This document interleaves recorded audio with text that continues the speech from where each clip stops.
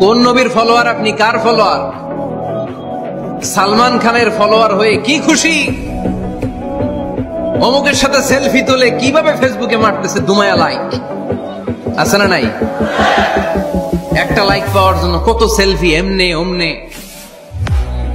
কার follower তুমি? জেনে নাও তোমার হিরোকে। Know your hero, know your prophet. তোমার নবীকে আজকে চিনে যাও।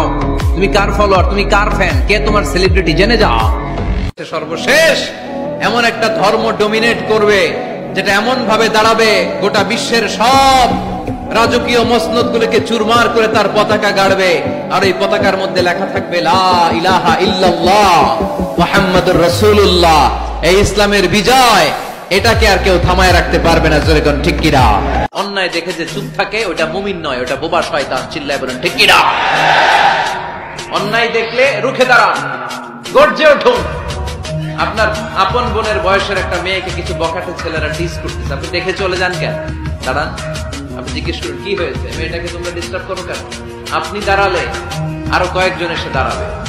এই জুমার দিন আল্লাহর হাবিব বলেন একটা সময় আছে, ওই সময় বান্দা যাই চায় আল্লাহ তাই দেয়। ওই সময়টা কখন? এই নিয়ে মুহাদ্দিসিন ইকরামদের মধ্যে ইখতিলাফ। সবচেয়ে গ্রহণযোগ্য মত হচ্ছে আসরের পর থেকে শুরু করে সূর্য ডোবার আগ পর্যন্ত, ওই মুহূর্তে